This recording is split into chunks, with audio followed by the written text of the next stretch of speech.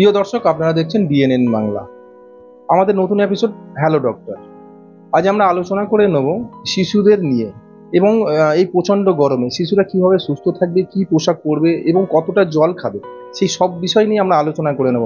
আমরা পেয়ে গেছি শিশুরোগ বিশেষজ্ঞ ডক্টর অয়ন চ্যাটার্জির সঙ্গে। আমরা কথা বলে নেব যে এই প্রচণ্ড গরমে শিশুরা কিভাবে সুস্থ থাকবে, এই সমস্ত বিষয় নিয়ে আমরা আলোচনা করে নেব শিশুরোগ বিশেষজ্ঞ ডক্টর অয়ন চ্যাটার্জির সঙ্গে। ডাক্তারবাবু, ডিএনএন বাংলায় স্বাগত আপনাকে। কি বলবেন এই বিষয়ে? নমস্কার, আমি ডক্টর অয়ন চ্যাটার্জি, শিশুরোগ বিশেষজ্ঞ, ডানকুনি। আজকে যে বিষয়টা নিয়ে আমাকে প্রশ্ন করা হয়েছে যে বাচ্চাদেরকে গরমে সুস্থ কিভাবে রাখবেন।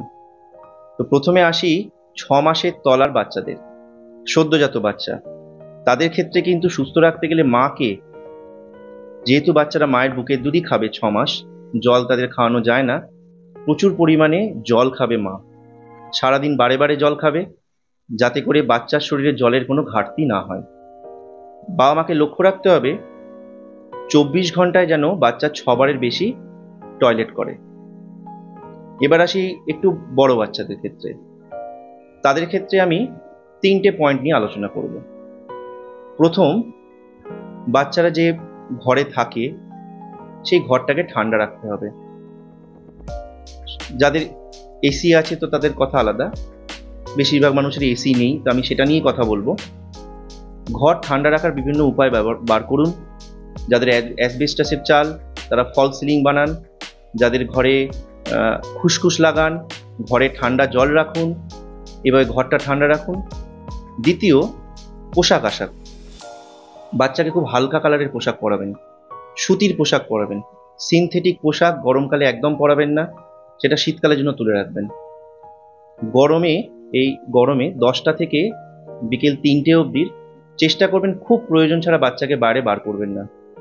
বেরোলেও একটু রোদ চশমা পরাবেন, আর চেষ্টা করবেন একটু নাক অবধি রুমাল টুমাল দিয়ে ঢেকে রাখতে।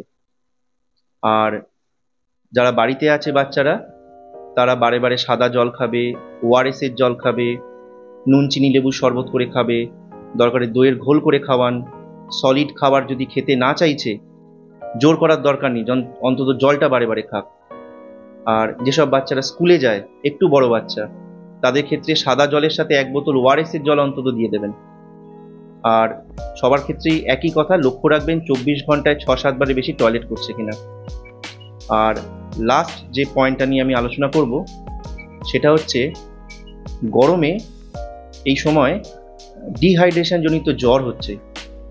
তো সেই জ্বর থেকে রক্ষা পেতে গেলে কিন্তু সারাদিনে 2 বার করে বাচ্চাকে চান করাবেন, বারে বারে গা ধোয়াবেন, গা মুছাবেন। কোনোভাবেই তেল মাখাবেন না। তেল মাখালে কি হয়, ওই লোমকূপের পোর্সগুলো বন্ধ হয়ে যায়, তাতে আরও এই প্রিকলি হিট বা এই ধরনের র্যাশগুলো বাড়ে। পাউডারও পারলে পারতপক্ষে দেবেন না, পাউডার দিলেও ক্ষতি। তার চেয়ে বরং বাচ্চাকে সাবান মাখিয়ে প্রতিদিন চান করান, বারে বারে গা ধুয়ে দিন। এতেই কিন্তু আপনার বাচ্চা অনেক সুস্থ থাকবে, পারতপক্ষে ডাক্তারবাবুদের কাছে যেতে হবে না। আর জ্বর যদি বাচ্চাদের আসে এই গরমে, প্রথমে ঘর ঠান্ডা করুন, গা মোছান, তাতেই দেখছেন অনেক সময় জ্বরটা কমে যাচ্ছে।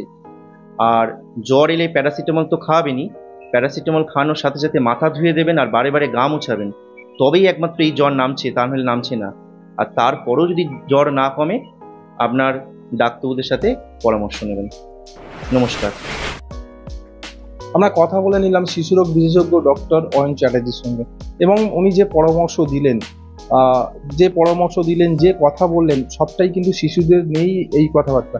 এবং মায়েদের খুব সচেতন থাকতে হবে এই প্রচণ্ড গরমে, কিভাবে শিশুদের খেয়াল রাখবে, এই সব নিয়ে আমরা আলোচনা করলাম। কি বলবেন এই বিষয়ে কমেন্ট করবেন কমেন্ট বক্সে, এবং এই ধরনের খবর পেতে নজর রাখবেন ডিএনএন বাংলায়। ডিএনএন বাংলা, সবার মনে সবার ফোনে।